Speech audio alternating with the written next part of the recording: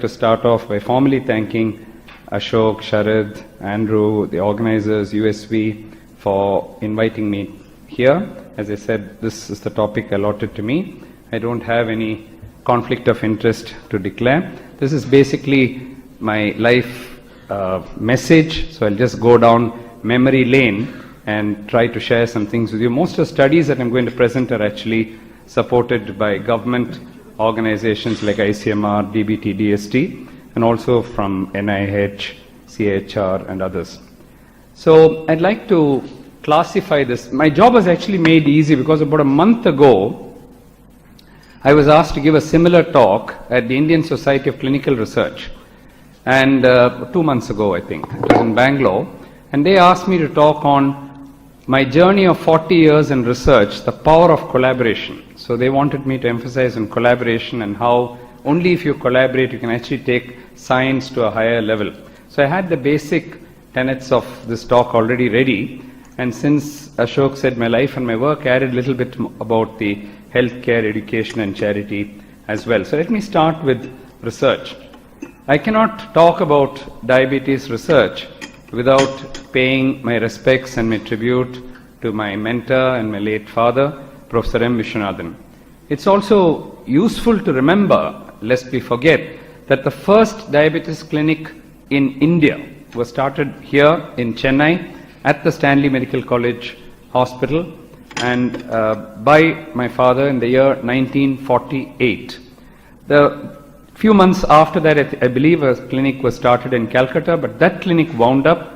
A year or two later, again the clinic started in Calcutta, but technically the first clinic in India was started in Chennai by my father, and therefore he can rightly be called as the father of diabetology in India, and we can be very proud of it. In fact, I think the Stanley Medical College is now getting ready to kind of formalize that particular incident. With the support of my father, now actually to tell you a secret, I did not even want to do medicine. My dream as a school student, I studied in an Anglo-Indian school where English was given a lot of importance, and therefore my dream as a young school-going child was to become a poet and to take up English literature. All that changed when my father left Stanley suddenly, and he wanted to develop his private center, which until then he had totally neglected. He had spent all his time in the 25 years or so in the Stanley Medical College, and now he wanted to develop his center into a diabetes center. And so I started working with him in 1972 at the age of 18. And I think if I'm standing before you to deliver a talk on my life and my work, it's because of serendipity. It's only because he left Stanley, he wanted somebody to help him. I happened to be the eldest son, and so he kind of forced me to do medicine. So no regrets now. Maybe I would have been a very bad poet. So that's how I got to work with him. But then I realized that if I'm going to really help my father, there was no point in wasting 5 years of MBBS, another 3 years of MD, and then some more post-graduation training. By the time he would be quite old, because he'd already retired from Stanley. So I decided to join him from day one.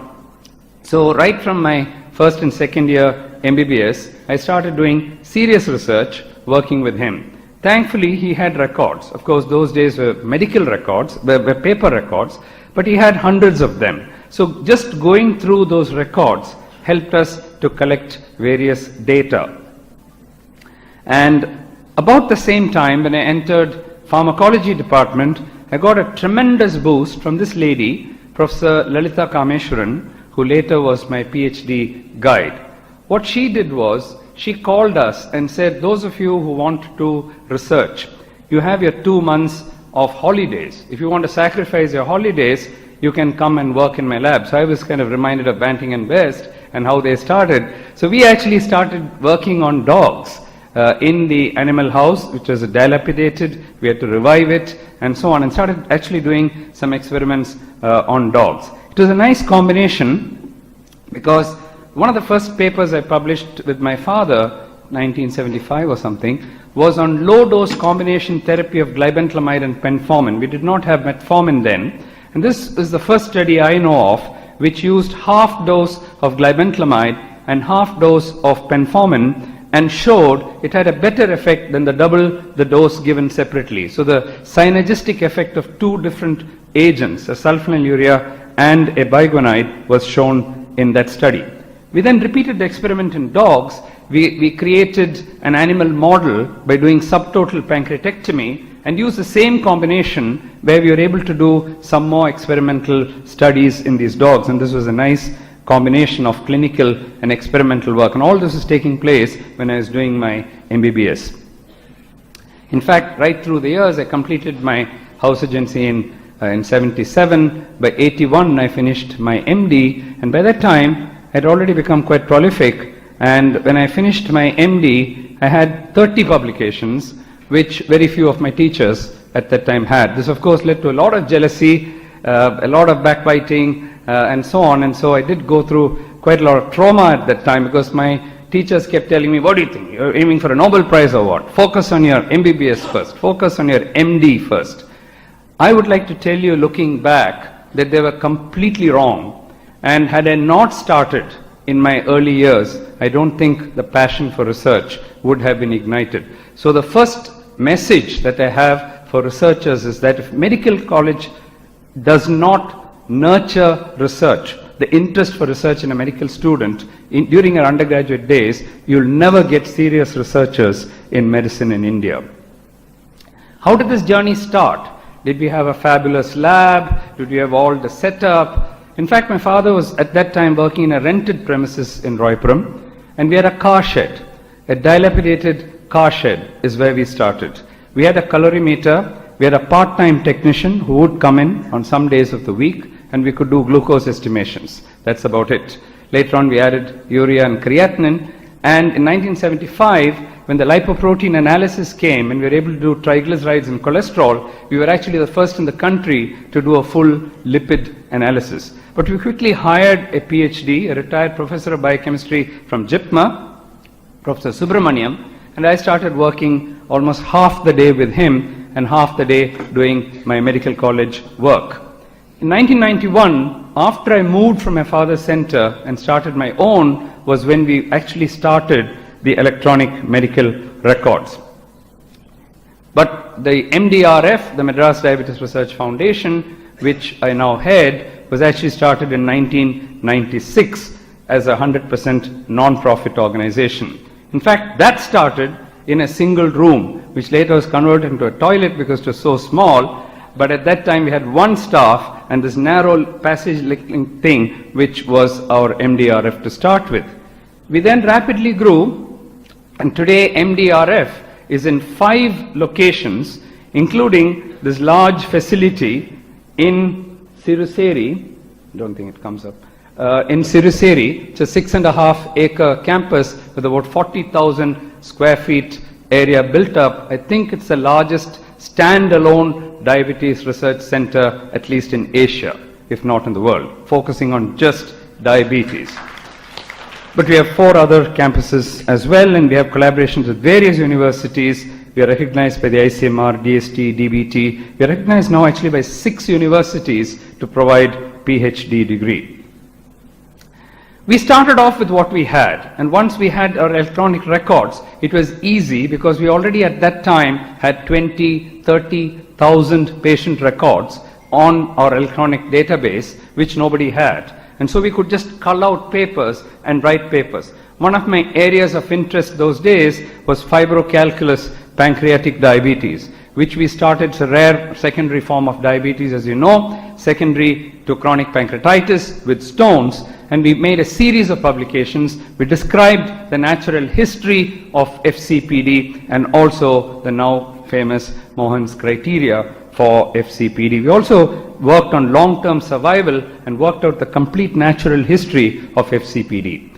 Around that time, my mentor, Professor Giverghese, told me, you know what, Mohan, I worked all my life on pancreatic diabetes and the disease seems to be disappearing. I don't want you to make the same mistake. So what I did was I said, okay, if I'm going to spend all my life on FCPD and the disease disappears, after some time, my whole work will go away. So then quickly switched on to type 2 diabetes and to epidemiology, which were my later interests. Now, how did I get into epidemiology? When you sit in a diabetic clinic, what happens is that you see only people with diabetes. So quite literally, I don't know how a person without diabetes looks like. So if you ask me, how does a non-diabetic look like? Oh, I haven't seen one. How does he look like? So for that matter, I don't know what his normal cholesterol level is or triglyceride level is and so on. So we said we first have to establish some normal values. So for that, we did convenience sampling. We just went to some neighborhood, there's a slum as well as a middle income colony and said, let's just study how people in Chennai are. And for this, we started collaborating and empowering the community. And the first study, called as CUPS, was carried out between the Chennai Urban Population Study, very small sample size, about 1,400. We had a low-income group and a high-income group. And even that resulted in a paper in diabetic medicine. Believe it or not, while there were urban-rural difference studies, there was no study at all in the world at that time which talked about intra-urban differences, within a city talking about differences. So that was a new concept, and that came out at that time. Then we realized that there was no data at all on the complications of diabetes, retinopathy, nephropathy, neuropathy. And we found that with a sample size like this, if you have 1,400 people and you have 200 people with diabetes, you'll have 20 people with retinopathy, you're not going to get anywhere. So we worked backwards and we said, what if we need 2,000 people with diabetes? Then you would get reasonable numbers of people with the complications. So we worked out that we needed a sample size of 26,000 people to get a decent number to study the complications. Thus was born what was called as the Chennai Urban Rural Epidemiological Study, or CURES, where we collaborate with the NGOs, the government of Tamil Nadu, corporation, multiple stakeholders, and CURES was then done in 5 phases. In fact, CURES is still going on. We still haven't given up on CURES. It's already resulted in 150 publications. We had 5 phases of it, and this is one of the best studies on diabetes done in India, at least where we've covered all aspects of diabetes. We even have long-term follow-up studies on this, resulting in the first incidence data on diabetes. And papers such as this then started rolling out.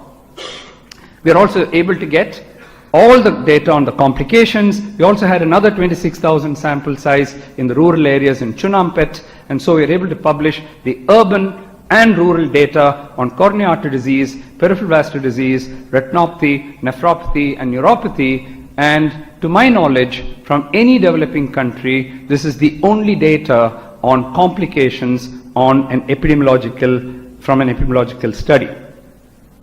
At that time, my daughter, 3rd generation now, she steps in, she finishes her MD, and she says, one day we have a heart-to-heart talk, and only a daughter or a wife can tell you that. She said, Papa, I want to tell you something. Will you take it nicely if I tell you? So I said, go ahead, tell me. I knew something was coming. So she said, you know what, I've gone through all your papers, and I said, I think it's total rubbish, she said. I said, oh, thank you. That's nice to hear. So I said, why do you feel it's rubbish? She said, I feel it's rubbish because you're only sitting in Chennai and studying one city. So what, you're extrapolating everything from one city. That's not only not correct, but it's also misleading. You're misleading the whole world, saying that from one city you have some prevalence rate and then they extrapolate it to the whole country. It's totally wrong. So I said, so what are you suggesting? She said, we have to study the whole country. So I was taken aback and I said, are you crazy? This is a country of 1.3 billion people. We have 29 states. We have union territories. We have 30 odd languages. We have different cultures, and how can we ever do a study? She said, leave it to me, I'll do it. So I spoke to Dr. Ganguly, Director General of ICMR at that time. He jumped at it and he said, fantastic idea, we must go ahead with this. So at that, she also wrote a paper to justify it in the Indian Journal of Medical Research, saying that all these studies are there, but none of them have actually captured the whole country. At best, they have studied a village here or village there, or they've just studied a few metropolitan cities, or left out the metropolitan cities and so on. Nobody has really done justice to India. So the need for a national data on diabetes was established, and with a primary objective to study the national prevalence of diabetes in India, we then went to the whole of India. So just see, we started from the clinic to convenience sampling, to the whole of Chennai, and now to the whole of the country. We had a fantastic expert group, and Dr. A.K. Das has played a very important role in this, along with Dr. L.M. Nath. We already worked with 4 DGs of ICMR, Director General of ICMR. We also had Dr. Bela Shah, Tanvir Kaur, Dr. Shukla, Daliwal, and many others who supported us from ICMR. Not to mention the principal investigators in every state of the country. Too long a list to name here. As we speak today, we have completed 21 of the 29 states. We have the estimated sample size is 124,000. We are now at about 84,000 or so. And last year, he published his paper in Lancet Diabetes Endocrinology from 15 whole states of India with a sample size of about 60,000 people. Already, I think, the largest epidemiological study ever done in the world. Then we said, why should we stop with India? Why not now develop international collaborations? And therefore, a large list of collaborators, again, not all of them are named here, but just to name a few, the Warwick University, University of Leicester, Dundee, with whom we have a huge collaboration on precision diabetes going on, the Imperial College London, McMaster University, about which I'll talk about, University of California, Harvard, Deakin, Cardiff, etc. Let me just talk about the McMaster University. This is one of the biggest studies which we are doing, perhaps the largest, not perhaps, definitely the largest epidemiological study of any type done in the world. This is called as the Prospective Urban Rural Epidemiological Study. This is spearheaded by my very good friend Dr. Salim Yusuf from the McMaster University, and all these countries are in it. We now have longitudinal data for 15 years on 225,000 people. 25 countries are involved across 5 continents. You can't beat that. We have all the baseline data and all the prospective data. And therefore, papers, when they roll out, they're in the New England Journal, they're in Lancet, and so on, and they change the way we look at medicine once these papers are written. For example, this paper, published in the Lancet in 2017, talks about whether fat or carbohydrate is more important in terms of determining mortality. If you take saturated fat or monounsaturated fat or carbohydrate or protein, what happens to these people after 10, 15 years, following them up right up to mortality? And what was shown was that carbohydrates are the real culprit rather than fat. This paper was voted the most impactful paper in the whole world last year, among all the papers published in medicine. One more collaboration with Harvard, where we've been working a lot on our brown rice project, our white rice project. This led to the discovery, not through Harvard, through our own collaborations with the agricultural scientists, to a new high fiber, low GI white rice, which is the only one of its kind in the world, and this is today available in all the supermarkets. With Emory University, we've had a very long collaboration with my good friend Dr. Venkatnarayan, and this is one of the recently finished projects. This is funded by the IDF through the Bridges grant. It's called as a DCLIP study, and in DCLIP we are able to show how we are able to empower people to prevent diabetes in the community, both in people with impaired glucose tolerance as well as impaired fasting glucose, and I'm not going to go into the details of that study. From DCLIP, we then expanded our collaboration to include Dr. Prabhakaran and Dr. Srinath Reddy from the PHFI, my very good friend Dr. Nikhil Tandon from All India Institute, and Dr. Masood Qadir from the Aga Khan University in Karachi in Pakistan. We also included a few more collaborators in the US, and today we have this very important study called as the CARS study, the Center for Cardiovascular Risk Reduction in Asia Surveillance Study, which, like PURE, is collecting a whole lot of data on an epidemiological basis in these 3 cities. Our clinical trials department has been very active. Again, we started with the small in-house studies. We then, from 1994, we started getting into phase 2 and phase 3 trials. And with Dr. Pungoday heading the department, we've now completed 126 good clinical practice trials, phase 2 and phase 3 mostly. What's important is that in more than 100 of these studies, we had a 100% retention. This is something which we are extremely proud of because our patients believe us and they stick to us when we do our trials. We have a big list of national collaborators. It's almost impossible to describe all of them, right from JIPMER to the Pondicherry Institute of Medical Sciences to PGI, St. John's Medical College, the MV Hospital for Diabetes, Dr. Ramachandran's Hospital, the Diapon Hospital, Vizag, MS Ramaya, and Indian Institute of Science, and many more. This is the right number, Ashok, I just put it up, to say because my teachers told me when I was 18, 19 years old that you can never publish in India. And that if you ever publish in India, it's all cooked up results. Don't believe any single Indian study. I couldn't disagree with them more. And to youngsters, I'll tell you that we work outside the government. We are not part of a university officially. We have virtually no funding of our own. And yet, I think if you have passion, you can continue to do good work even in a place like India. These are some of the publications just to show you that they're not just numbers. We had 16 papers in New England Journal, 30 in the Lancet. We've submitted one to Nature recently. I hope it gets accepted. We had some in Nature Genetics, Lancet Diabetes, 7, Nature Reviews and Technology 1. We also had 40 papers in diabetes care. So it's quite a good list.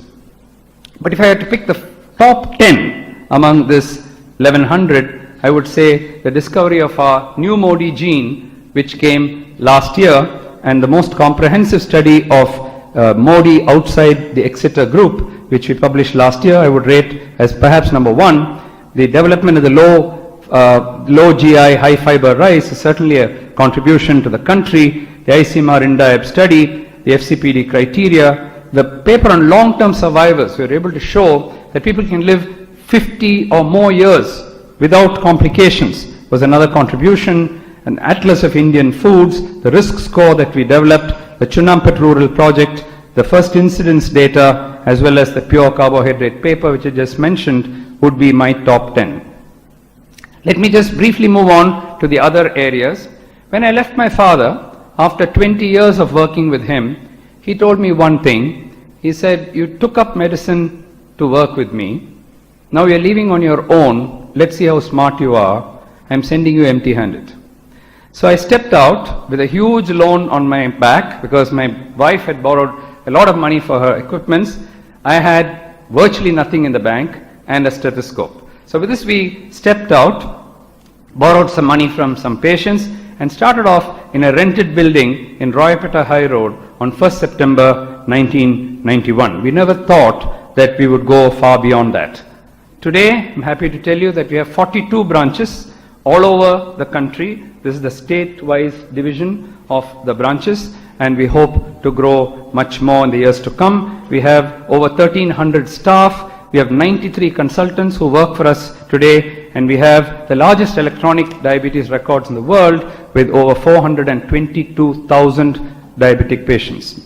Education, Ashok has already mentioned. We started the Education Academy because we felt that it's our duty to train more and more people to handle the millions of people with diabetes, and so we started this Education Academy. As full-time courses, we run a lot of courses within the center, the Fellowship in Diabetes course, the Postdoctoral Fellowship, and many other courses.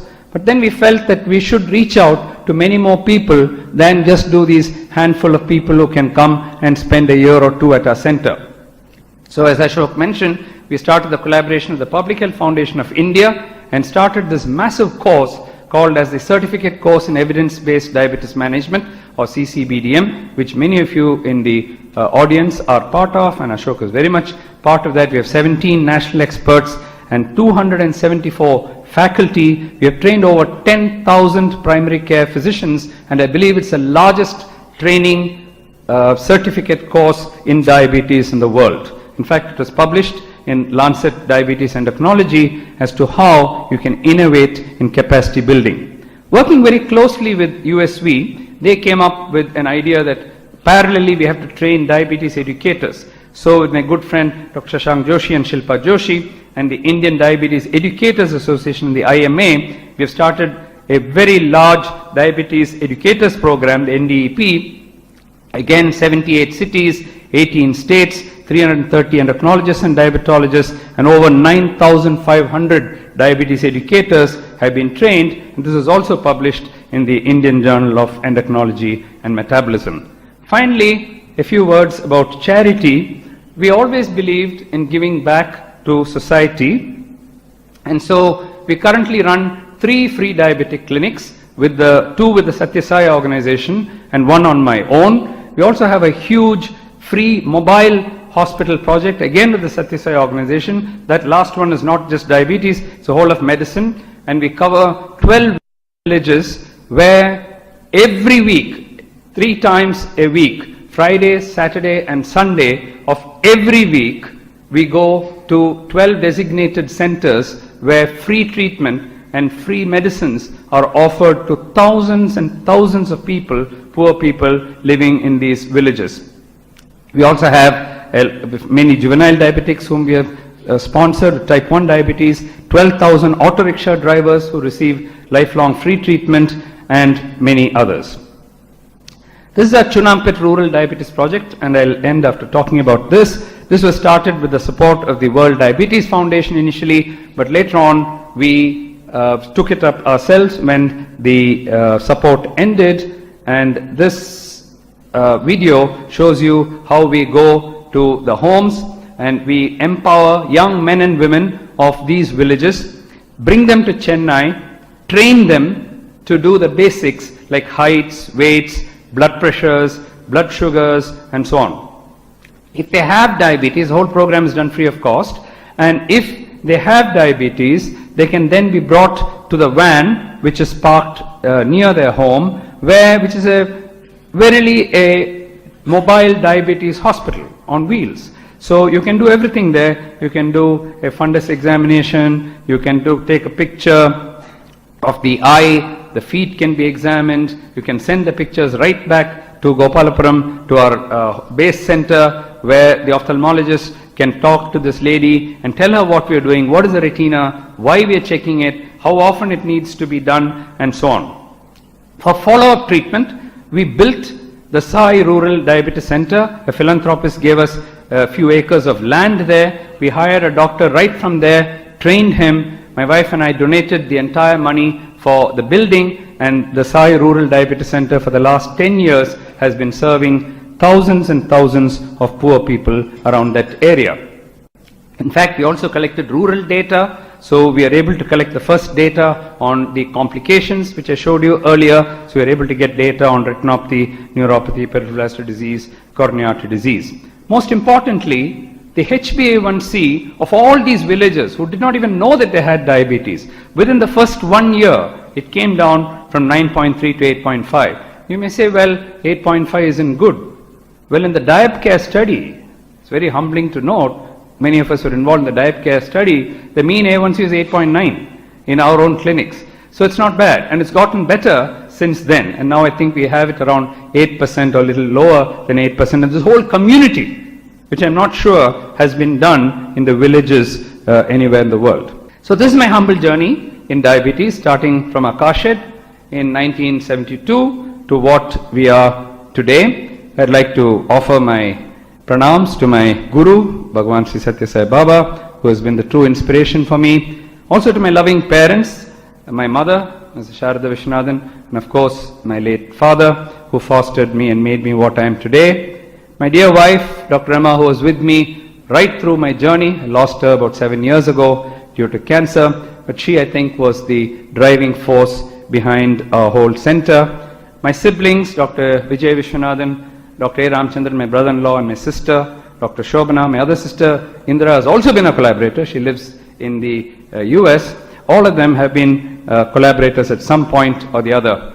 My immediate family, you will recognize Anju here, Dr. Anjana and Ranjit, my son-in-law, and of course my grandson Pranav, who continues to give me all the encouragement. My extended family at Dr. Mohan's group of institutions, too many to name here, but they do all the work and I take all the credit. Jagdish Chandra Bose said that when one dedicates himself wholly for a great object or a cause, the closed doors shall open. He didn't say it may open. He said it shall open, and the seemingly impossible will become possible for him. Jai Hind. Thank you.